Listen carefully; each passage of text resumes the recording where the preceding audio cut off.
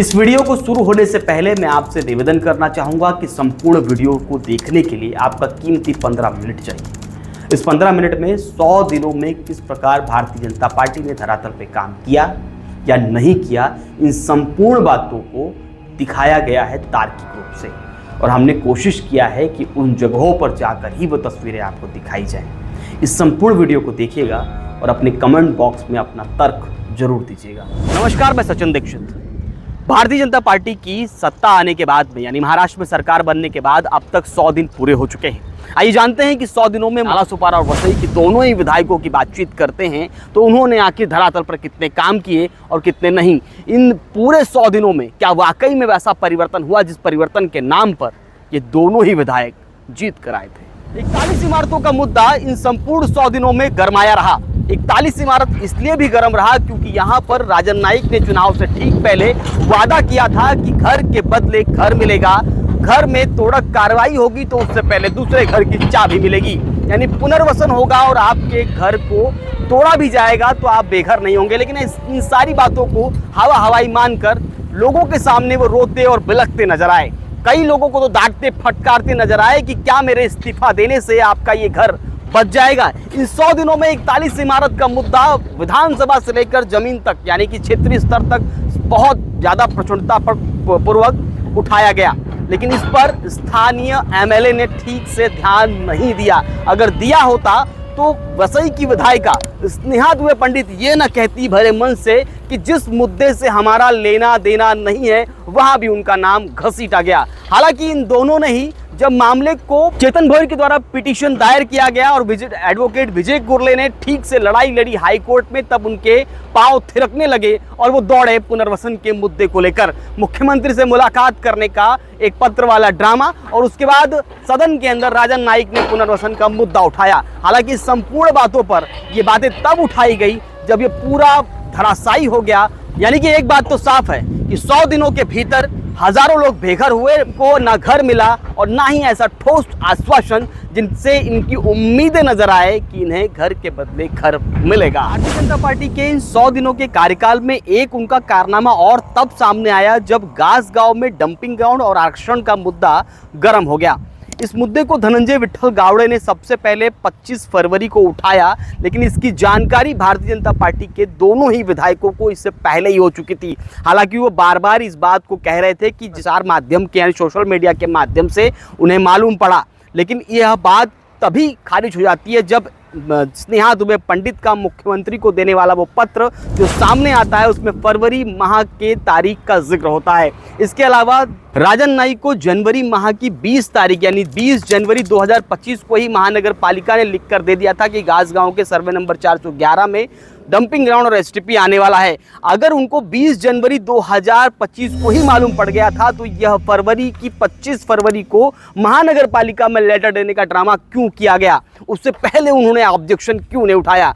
Bharatiya Janata party ने credit लेने के चक्कर में मुख्यमंत्री को फिर स्नेहा दुबे ने पंडित ने 1 महीने पहले ही पत्र लिखकर बैठ जाती हैं। वो 1 महीने के बाद यानी मार्च में जाकर पत्र देती हैं और उसके बाद कहती है वहां से आरक्षण हटा लीजिए। ये संपूर्ण ड्रामे का पर्दाफाश ये 2 पत्र कर देते हैं। इसमें 2 बातें सामने आई। एक, दोनों ही विधायकों को पहले पता था कि गांव में आरक्षण हो चुका है, लेकिन फिर भी वो ड्रामा करने के लिए प्रसार माध्यम के माध्यम से मालूम पड़ा, ये बात बार बार कह रहे थे। इसके अलावा दूसरी, अगर दोनों ही आमदार चाहते तो ऑब्जेक्शन पहले ही ले सकते थे, लेकिन इन्होंने प्रसार माध्यम के माध्यम से मालूम पड़ा इसका ड्रामा करके क्रेडिट लेने की होड़ मचाई। कारण साफ, 41 इमारत में जिस प्रकार से तोड़क कार्रवाई के बाद भारतीय जनता पार्टी बैकफुट पे थी, राजनीति को और आगे बढ़ाने के लिए, अपने आप को चमक और धमक में दिखाने के लिए ये ड्रामा करना जरूरी भी था। 100 दिनों के भीतर एक अच्छी बात ये थी कि एसआरए स्कीम के तहत जब 41 इमारत का मुद्दा गर्म हुआ, पुनर्वसन का मुद्दा तेज हुआ, तो पुनर्वसन कैसे हुआ हो उसके लिए एसआरए स्कीम की चर्चा तेज हुई।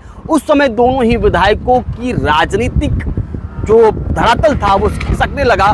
तब उन्होंने सोचा कि एसआरए की बैठक इसी महानगर पालिका में बुलाई गई और बैठक में तीनों ही विधायक और क्षेत्रीय आर्किटेक्ट, बिल्डर, समाजसेवी उपस्थित थे। उन्हें समझाया गया, पत्रकारों के सामने उन्हें समझाते हुए बताया गया किस प्रकार से एसआरए स्कीम 41 इमारत के लोगों पर बैठ सकती है या नहीं बैठ सकती है, इसको समझाने के लिए। और तमाम तरह के शहर में जिस प्रकार से तमाम शहर में अनधिकृत अधिकृत लोग हैं झोपड़पट्टी है उन सबको कैसे रेगुलराइज कर सकते हैं, SRS स्कीम का लाभ दे सकते हैं, इन सब विषयों पर चर्चा की गई। इसके बाद आता है फरमान महानगर पालिका का, जिसमें आम आदमी की जेब पे सीधे तौर पे प्रहार करता नजर आ रहा था। वो है टैक्स बढ़ोतरी, कर बढ़ा दिया गया, कर पानी पट्टी बढ़ा दिया गया। ये पेयजल जो हम पीते हैं प्रति व्यक्ति के हिसाब से 25% बढ़ा दिया गया। इसके अलावा जिस प्रकार से सामान्य घर हैं उसमें भी घर पट्टी बढ़ा दिया गया और कमर्शियल घर हैं उनमें ही बढ़ा दिया गया।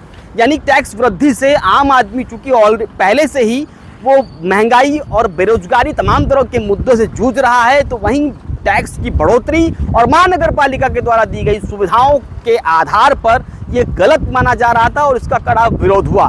इस संपूर्ण विरोध के बीच में भारतीय जनता पार्टी के दोनों ही विधायकों को जो नया बजट आएगा उस पर टैक्स बढ़ेगा इसकी जानकारी नहीं थी। ऐसा मैं क्यों कह रहा हूं? क्योंकि दोनों ही विधायकों ने टैक्स बढ़ोतरी के बाद में फिर महानगर पालिका में पत्र दिया, पत्र देकर ऑब्जेक्शन उठाया और कहा कि जो टैक्स बढ़ाया है इसे वापस लीजिए, इसका हम कड़ा विरोध करते हैं। अब सवाल यह है कि हर कांड होने के बाद ही भारतीय जनता पार्टी के विधायकों को क्यों मालूम पड़ता है और आखिर उसके बाद ही क्यों ये ऑब्जेक्शन करते हैं? उससे पहले क्यों नहीं IAS अधिकारियों से बैठकर बात करके शहर की संरचना बढ़ोतरी या अबढ़ोतरी पर चर्चाएं करके शहर के लोगों को खासा नुकसान ना हो, इसके लिए क्यों नहीं चर्चा करते हैं?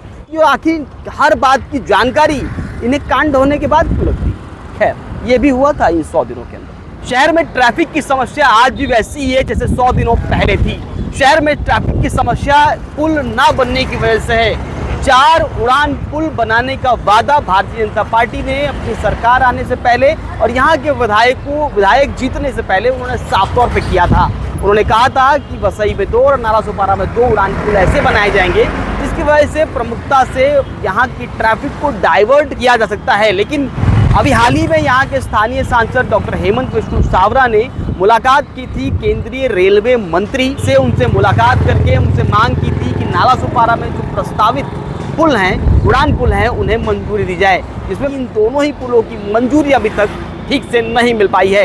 यानी अभी तक 100 दिनों के भीतर उड़ान पुलों का जो प्रस्ताव था वो अभी संशय के घेरे में ही है। यानी शहर को अभी भी इंतजार करना पड़ेगा इस ट्रैफिक की समस्या से मुक्ति के लिए, क्योंकि उड़ान पुल ना बनने की वजह से शहर में जिस प्रकार की तस्वीरें आप देख पा रहे हैं वहाँ पर, यानी तुलिन ब्रिज के नीचे हो, चाहे नाला सुपारा का इलाका हो, चाहे विरार का इलाका हो, चाहे वसई का, कई सारे जो पुलों के निर्माण ना होने की वजह से ट्रैफिक की समस्या का सामना जनता को खासा करना पड़ता है। इसी वसंत नगरी मैदान में वो हादसा हुआ जिसमें हर्ष सेन की मौत हो गई। प्राप्त जानकारी के अनुसार इस मैदान में जो परमिशन दिया गया मेला लगाने का, उसमें जो तिवारी नामक शख्स था वो भारतीय जनता पार्टी का कट्टर कार्यकर्ता माना जाता है। मलाड का निवासी यहाँ आकर परमिशन लेता है और यहाँ के फेडरेशन के लोग लगातार ऑब्जेक्शन कर रहे थे कि यहाँ पर मेला न लगाया जाए। ये जानकारी दोनों ही विधायकों को थी, यानी स्नेहा दुबे पंडित को भी थी, राजन नाइक को भी थी, लेकिन उनका कहना है कि चूँकि 17 दिन का परमिशन लेना था इसलिए स्थानीय यहाँ की सहायक आयुक्त ने परमिशन नहीं दिया। विरार के भूमकर नामक एक उपायुक्त हैं, उन्होंने दे दिया परमिशन। यानी इनका कहना है कि वो अधिकारी इतनी सुना नहीं उनकी, लेकिन परमिशन दे दिया। ऑब्जेक्शन इनका भी दबी आवाज में मौखिक रूप से था, लिखित रूप से नहीं था। फोन करके डांटना नहीं था, फटकारना नहीं था, बल्कि सीधे तौर पर मौखिक रूप से उन्होंने ऑब्जेक्शन उठाया था। लेकिन हर्ष की मौत के बाद जब आंदोलन तीव्र हुआ, सड़क पर लोग बैठे, तब स्नेहा दुबे पंडित आती हैं और कहती हैं कि आपके साथ हम आंदोलन भी करेंगे, आपके साथ हम खड़े हैं और मुआवजा किस प्रकार से मिलता है इस पर भी हम काम करेंगे, हम मुख्यमंत्री से बात करेंगे, पुलिस ने क्या कार्रवाई नहीं की वो भी करेंगे। लेकिन कब? जब आंदोलन सड़क पर बैठा, लोग सड़क पर बैठे, आंदोलन तीव्र हुआ, लगभग हफ्ते भर बाद बीत गई, तब स्नेहा दुबे पंडित सड़क पे आती है। उससे पहले क्यों नहीं है? उससे पहले पत्र व्यवहार क्यों नहीं किया? पुलिस से बातचीत क्यों नहीं की? आखिर हर्ष की मौत से पहले मेले को परमिशन ना मिले, पहले दिन ही उनको रोक देना चाहिए था। ये सब उन्होंने क्यों नहीं किया? और हर कांड के बाद में ये क्यों बोलती, हमें ठीक से पता नहीं था। देखना ये होगा कि इन्हीं 100 दिनों के अंदर हर्ष को न्याय मिलेगा या बातें सिर्फ हवा हवाई होंगी। ये सारी बातें आगे की 100 दिनों में हमें देखने को मिलेगा। स्थानीय जनप्रतिनिधि का एक दायित्व होता है कि शहर को मूलभूत सुविधाएं तो कम से कम सही तरीके से प्राप्त होनी चाहिए, जिसमें सड़क, बिजली, पानी, अस्पताल जैसे प्रमुख सुविधाएं उन्हें सीधे तौर पे प्राप्त होनी ही चाहिए। संविधान के हिसाब से भी ये मूलभूत सुविधाएं जनता का अधिकार है, उसे मिलना चाहिए। ऐसे में सड़क, जिस सड़क पर मैं खड़ा हूँ वो संतोष भवन और नालासोपारा फाटा की तरफ जाने वाली सड़क है। ये सड़क जितनी चौड़ी है उसमें आधे में काम चल रहा है और ये मरम्मत वाली सड़क पूरा यहाँ से लेके नालासोपारा फाटा तक आपको ऐसे ही मिलेगी।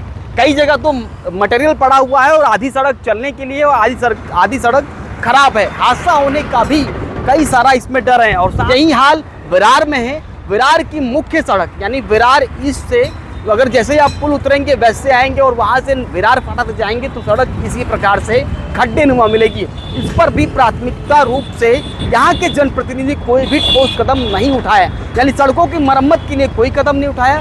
रही बात पानी की, तो पेयजल के लिए आज भी टैंकर जिस प्रकार से शहर में चल रहे हैं लीगल और इनलीगल तरीके से, उसकी बढ़ोतरी में या उसकी कटौती में कोई भी इजाफा, बढ़ोतरी तो हो रही है लेकिन कटौती में कोई भी काम नहीं किया गया है, ना ही उस पर कोई कार्रवाई के लिए पहल की गई। जिस प्रकार से पेयजल लोगों को मिलना चाहिए उस पर भी ठीक से काम जनप्रतिनिधि करते नज़र नहीं आए, क्योंकि जो टंकियां आज भी खड़ी हैं अमृत योजना के तहत हो चाहे ग्रामीण स्तर में, वो टंकियां जहां पर वर्षों से अभी तक पानी नहीं आया है उनकी मरम्मत, पाइपलाइन बिछाना, उसका काम शुरू हो गया है, लेकिन ठीक से उन पर काम अभी भी धरातल पर ठीक से अगर सुचारू रूप से पानी आ गया ऐसा नहीं नज़र आया। इसके अलावा पानी के अभाव में अस्पताल बात करें तो शहर में आज भी वो अस्पताल जिसे मल्टी स्पेशलिस्ट अस्पताल कहा जा रहा था वो है अचोले प्रभाग में। अचोले प्रभाग में मल्टी स्पेशलिस्ट अस्पताल बनने की जो भूमिका थी उस पर इस दोनों ही दलों यानी बहुजन विकास आघाड़ी और भारतीय जनता पार्टी ने श्रेयवाद के लिए आपस में झगड़ा और लात मुक्के में चला लिए थे। लेकिन अभी तक भारतीय जनता पार्टी की सत्ता आने के बाद क्योंकि मुख्य मैनिफेस्टो में अस्पताल बनाने की भूमिका थी वो अभी भी शुरुआत नहीं हुई है और ना ही शुरुआत होने के फिलहाल आसार इन 100 दिनों में नज़र तो आए नहीं, लेकिन आगे भी आसार नज़र नहीं आ रहे हैं। इतना ही नहीं, इनके ही भारतीय जनता पार्टी के प्रमुख नेता किरण भोईर इस पूरे मामले पर गंभीर हैं और लगातार पत्र व्यवहार कर रहे हैं। वर्तमान पालक मंत्री गणेश नाइक से भी इस विषय पर वो बात कर चुके हैं। रही बात बिजली की, तो शहर में अंडरग्राउंड जो वायर लाइन जानी है और ट्रांसफार्मर, चूंकि संख्या बढ़ रही है, ट्रांसफार्मर पर लोड बढ़ रहा है, चाहे कमर्शियल हो चाहे वो रेसिडेंशियल हो, ऐसे में ट्रांसफार्मर को बदलना, ओवरलोड ना हो इसके लिए सही जो पावर मिलनी चाहिए उसके हिसाब से ट्रांसफार्मर को लगाना और अंडरग्राउंड वायर जाना, इसके लिए प्रस्ताव पास हो चुका था चुनाव से पहले ही। उसे मंजूरी अब धरातल पर लाने के लिए ठीक से गिरीश महाजन से स्नेहा दुबे पंडित ने मुलाकात की, चूंकि ऊर्जा विभाग वही देख रहे हैं तो उनसे मुलाकात करने का अनुरोध किया और उसके बाद उसे धरातल पर लाने का काम भी चालू हो गया। अब क्रेडिट के होड़ में आप देखिए, क्योंकि मंजूरी चुनाव से पहले मिल चुकी थी, उसका सर्वे हुआ, सर्वे होने के बाद लोक संख्या के आधार पर कहाँ पर कैसे अंडरग्राउंड वायर जाना चाहिए उसका एक प्रस्ताव बनकर उसका बजट बना, बजट बनकर बजट पास हुआ, पास होने के बाद धरातल पर काम आया। क्या ये मात्र 3 महीने में हो गया? खैर, क्रेडिट लेने की होड़ में उन्होंने सोशल मीडिया में साफ तौर पर कह दिया कि ये भूमिगत वायर जो जाने वाला है उसका श्रेय मेरा है, हमने लाया, भारतीय जनता पार्टी ने लाया। ये कहना ठीक है, अब धरातल पर आने के बाद जब काम अच्छी तरह कराइए तो हम मानेंगे आपने लाया, क्योंकि कोई भी प्रस्ताव का किसी भी प्रस्ताव की मंजूरी मात्र 3 महीने में हो जाएगी जल्दी। अगर आप इतनी फास्ट हैं तो बाकी क्यों पेंडिंग है, बाकी काम क्यों अभी धरातल पर नहीं आए, उन पर भी काम करिए। खैर, ये भी छोड़िए। इसके अलावा अच्छी बात यह है कि विधानसभा के अंदर ये दोनों ही आमदारों ने अपनी समय समय पर बातें रखी हैं। दोनों ही आमदारों ने सदन के अंदर समय समय पर स्थानीय मुद्दे या जिला स्तरीय मुद्दे उठाए हैं। दोनों ही विधायकों ने सदन में आवाज़ उठाते हुए ये दिखाया बताया कि उनके रिप्रेजेंटेटिव जनता की मुद्दे वहाँ लेकर जा रहे हैं। लेकिन ये एक सवाल यहाँ पर एक और खड़ा हो जाता है कि क्षेत्रीय मुद्दे छोड़कर स्नेहा दुबे पंडित ने विक्रमगढ़ और ढाणू के मुद्दे भी उठाए। क्या ढाणू के विधायक या विक्रमगढ़ के विधायक उनके क्षेत्र के मुद्दे नहीं उठा पा रहे थे जिनकी ज़रूरत इनको पड़ गई? हालांकि विक्रमगढ़ के विधायक भी इनकी ही पार्टी के हैं। खैर, स्नेहा दुबे पंडित को पूरे जिले की चिंता है, वो अपना काम कर रही हैं। इसके अलावा 100 दिन में एक और आविष्कार नजर आया। इन दोनों ही आमदारों के अंदर रील बनाने की होड़ बड़ी नजर आई। इन 100 दिनों के अंदर आपको इंस्टाग्राम और फेसबुक और खासकर यूट्यूब चैनल पर इतने रील मिल जाएंगे कि रियल लाइफ में इन्होंने इतने काम नहीं किए होंगे। एक छोटे से काम में भी उनका रील बनकर रियल लाइफ के फेसबुक में अपलोड कर देना और इंस्टाग्राम में डाल देना, सोशल मीडिया पर अपलोड कर उसे वायरल करने का होड़ मची हुई है। राजन नाइक अपनी रील बनाने में व्यस्त हैं तो स्नेहा दुबे पंडित अपनी रील बनाने में व्यस्त हैं। रील बनाकर रियल लाइफ में जनता को ये बताना चाहती हैं, उस रील के माध्यम से ये बताना चाहते हैं, उन रील के माध्यम से कि हम 100 दिनों में बहुत काम कर रहे हैं। सुबह से लेकर शाम तक एक ही चिंता रहती है, जनता के काम कैसे हो। राजनीति में सोशल मीडिया का क्या प्रयोगशाला है, ये कहीं सीखने को मिलेगा तो 100 दिनों में इन्हीं आमदारों के द्वारा सीखने को मिल रहा है। अब देखना ये होगा कि रियल लाइफ की जिस प्रकार से वसई विरार में ज़रूरतें हैं, पेयजल, अस्पताल और यहाँ की सड़कों में यातायात में जो ट्रैफिक समस्या है, तमाम तरह के फेरी वालों का मुद्दा है, इस तरह के प्रमुख मुद्दों पर क्या ये दोनों ही आमदार प्रमुखता से काम करेंगे या ऐसे ही रील बनाकर अपने पूरे 5 साल निकाल देंगे। आज के लिए इतना ही, धन्यवाद।